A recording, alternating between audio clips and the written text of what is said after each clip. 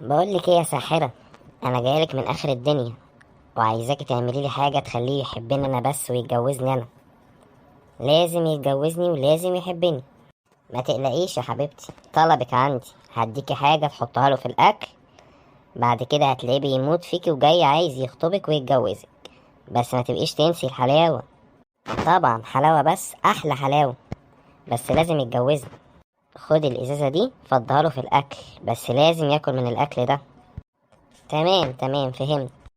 بالتوفيق يا حبيبتي، وابقي قوليلي عملتي ايه، ما تنسيش تطمنيني. ايوه كده كله تمام، عملت له الفراخ اللي بيحبها ورشت له عليها السحر. اكلمه بقى عشان يجي. هروح اكلمه واخليه يجي دلوقتي. تعالى يا حبيبي ادخل تعالى. ايه يا حبيبتي جايباني على ملا وشي، في ايه؟ خير؟ خير طبعا. انا لقيت نفسي عامله اكل حلو فقلت لما ادوقهولك. ربنا يخليكي ليا وما تحرمش منك، شكرا يا حبيبتي. بس لازم تاكل الاكل ده كله. اكيد طبعا، ده كفايه انه من ايدي. خد يا حبيبي. هروح انا بقى. اول ما تاكل وتخلص اكل اتصل بيا عشان تعرفني. اكل ايه وعرفك ايه؟ انا اكل الفرخه دي كلها لوحدي؟ ناخد الفرخه واطلع اكلها مع العيال على القهوه.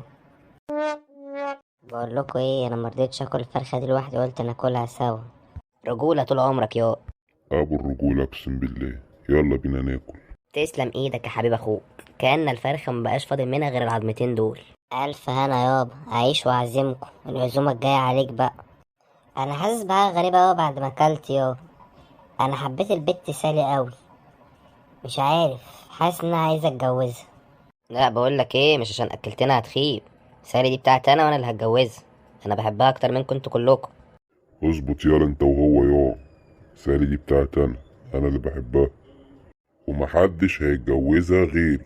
خد يا. خد انت كمان يا. الاكل عجبك ولا ما عجبكش؟ كلت. اه يا سالي كلت، تسلم ايدك، الاكل حلو قوي. انا كلت انا وصحابي. صحابك؟ الله يخرب بيتك، انا مش قايله لك تاكل لوحدك. معلش بقى، اهو اللي حصل. المهم، انا كنت عايز اقولك ان انا بحبك وعايز اجي اخطبك من ابوكي.